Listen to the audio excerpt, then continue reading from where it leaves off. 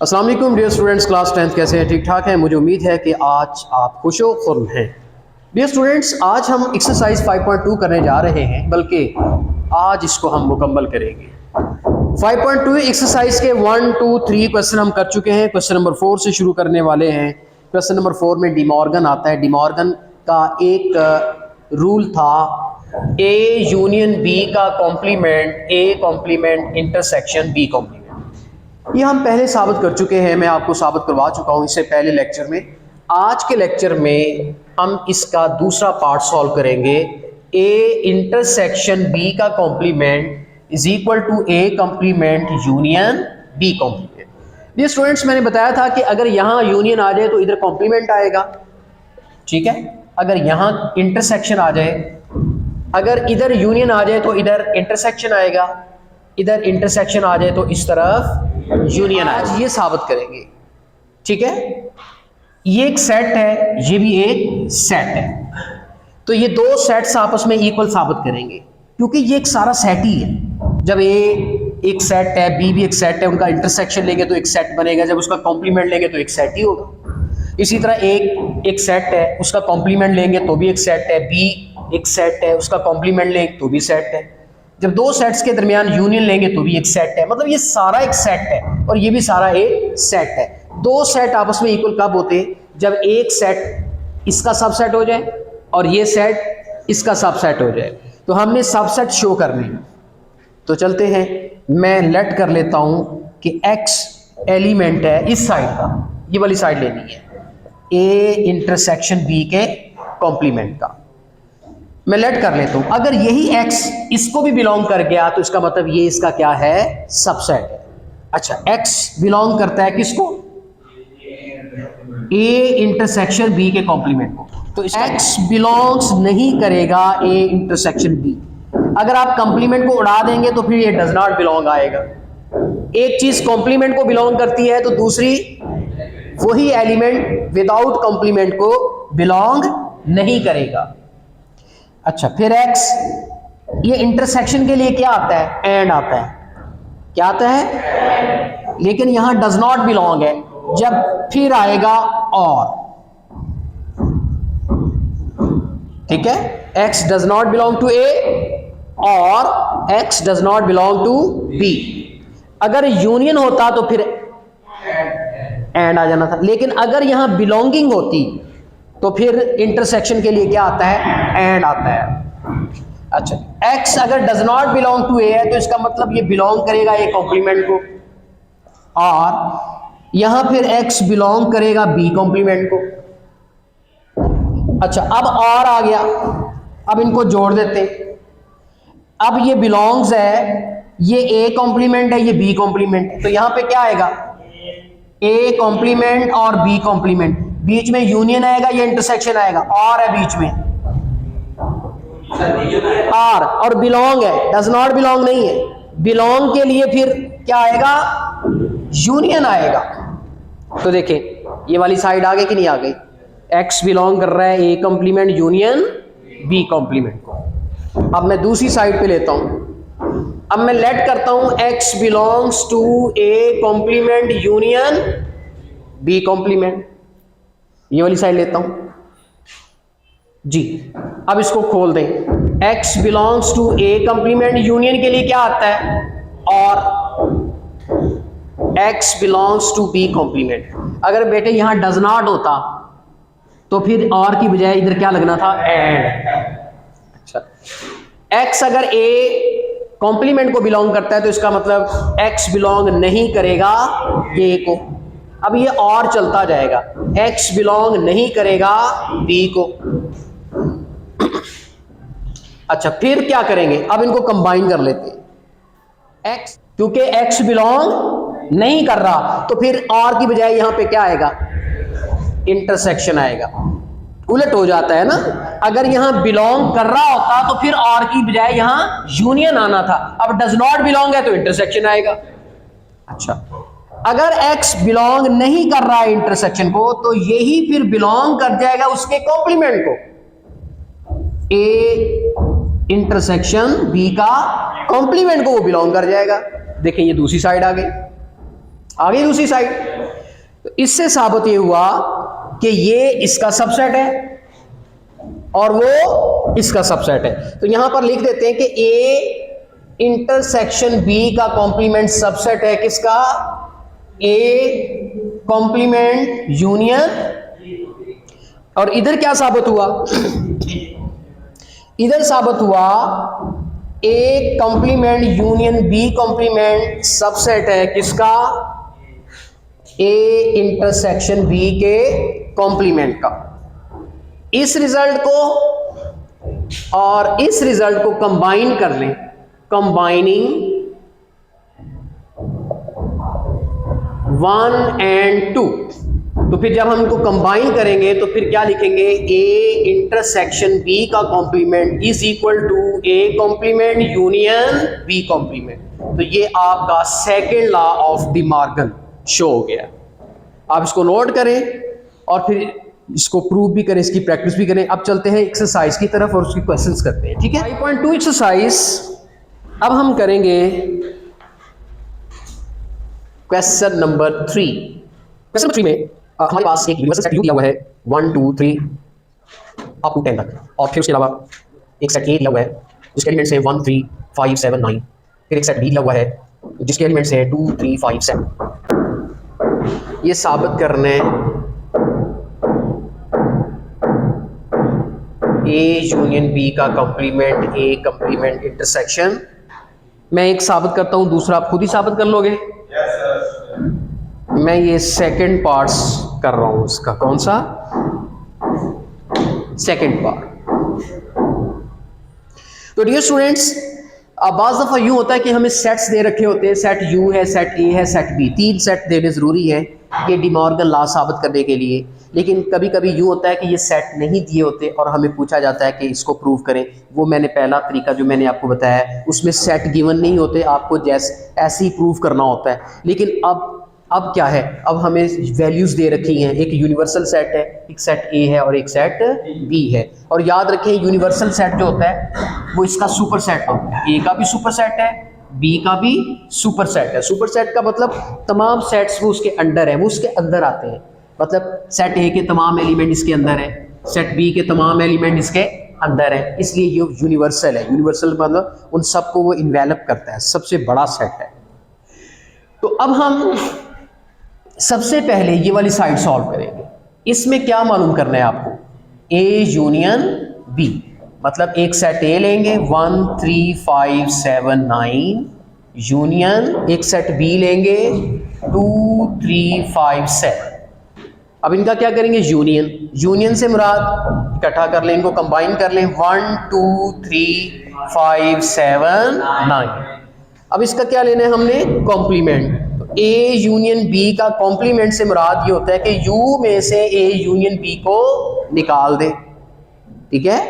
अब देखिए यू में से यू हमारे पास ये है, उसमें से माइनस करना है किसको? ए यूनियन बी को, जो कि ये मैंने निकाला है। ये सारा ए यूनियन बी है, ये माइनस कर दे। तो पहले सेट यू लिख लें आप। सेट यू हमारे पास क्या है?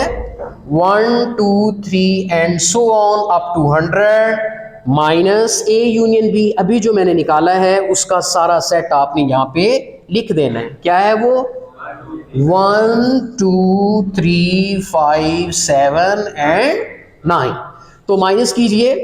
अब आपने देखना है कि इस सेट में से ये वाले सेट जितने भी एलिमेंट्स हैं वो आप माइनस कर दें, वो वाले जो कॉमन है। अब देखिए 1 कॉमन है, चला गया। 2 कॉमन है, आउट। अब वो लिखने हैं जो इसमें बचते हैं।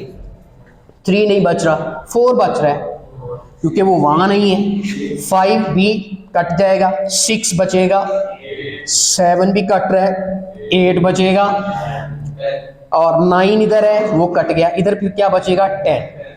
यानी जो एलिमेंट यहां बचते हैं जो अनकॉमन है वो यहां आपने लिखने हैं। लॉजिक एक साइड आ गई। मैं आपसे यही बोलता होता हूं कि इसको जब सॉल्व करते हैं तो ये एक सेट ही आता है। अब देखिए ना, ए यूनियन बी का कॉम्प्लीमेंट क्या है? एक सेट है, एक सेट है। अब चलते हैं दूसरी तरफ। दूसरी तरफ क्या है? एक साइड आ गई। अब हम राइट हैंड साइड लेते हैं। अब हम सॉल्व करेंगे ए कॉम्प्लीमेंट, क्योंकि इसमें इस साइड में क्या चाहिए हमें? बेसिकली एक कॉम्प्लीमेंट चाहिए, तो हम एक कॉम्प्लीमेंट की वैल्यू कैसे निकालेंगे? u में से a को निकाल देंगे। अब u मेरे पास क्या है? 1 2 3 अप टू 100, इसमें से a निकाल दें। a क्या है? 1 3 5 7 9, तो u में से a निकालिए। यहां पर वो एलिमेंट जो बचते हैं वो आपने लिखने हैं। देखिए 1 चला गया, 3 भी चला गया, क्या बचता है? 2, 5 भी चला गया, 6 बच रहा है, 7, जी बिल्कुल 4 भी बच रहा है, सॉरी यहाँ 4 भी आएगा, 5 चला गया, 6 इधर बच रहा है, 7 कट रहा है, 8 इधर बच रहा है, वो इधर नहीं है, 9 बिल्कुल ये कट गया, 10 बच गया।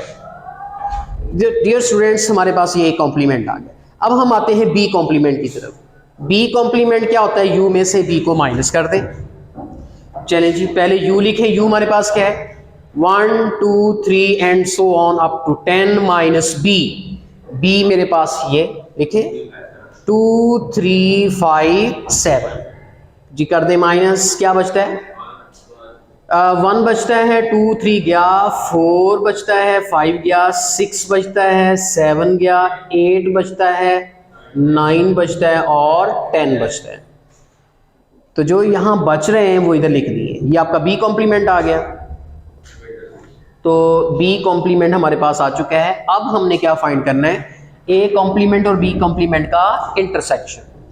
तो यहाँ पर लिखते हैं A complement intersection B complement.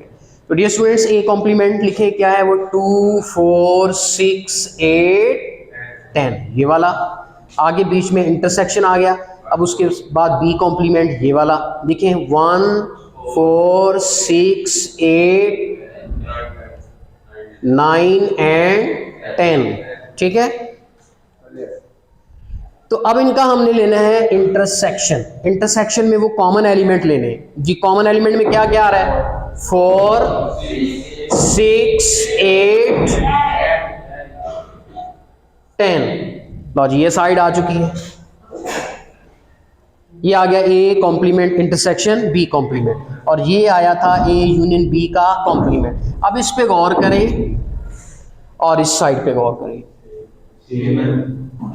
दोनों सेम नहीं है, दोनों के आंसर सेम है। अब जरा चेक करें, इसका हर एलिमेंट उसका मेंबर है। देखिए 4 अगर इसमें बिलोंग कर रहा है तो उसमें भी बिलोंग कर रहा है, 6 इसमें बिलोंग कर रहा है तो उसमें भी कर रहा है, 8 इसमें बिलोंग कर रहा है उसमें भी कर रहा है, 10 इसमें बिलोंग कर रहा है उसमें भी कर रहा है। तो इसका मतलब ये उसका क्या है? सबसेट। अब उस तरफ आ जाए। अब इसका 4 इधर है, उधर बिलोंग कर रहा है, इसका 6 उधर बिलोंग कर रहा है, इसका 8 उधर बिलोंग कर रहा है, ये 10 उधर बिलोंग कर रहा है। इसका मतलब इसके तमाम एलिमेंट उसमें मौजूद हैं। तो ये किसका सबसेट है? इसका। वो इसका सबसेट है, ये उसका सबसेट है। जब दोनों एक दूसरे के सबसेट हो जाए तो इसका मतलब both the sets are equal. जब both the sets are equal तो फिर इसका मतलब ये वाली साइड के equal. Hence we can say that A union B complement is equal to A complement intersection B complement. ये क्वेश्चन भी अहम है, यानी सेट दे के भी साबित किया जा सकता है। अगर सेट मेरे पास नहीं है इन जनरल, वो भी साबित किया जा सकता है। Is it clear? तो चलते हैं नेक्स्ट क्वेश्चन की जानिब। सेकंड पार्ट मैं आपके लिए छोड़ता हूं। जो पहला पार्ट है इसका, सेकंड तो मैंने कर दिया, पहला पार्ट। अब मैं चलता हूं क्वेश्चन नंबर 4 की जानिब। इसको रेस करो।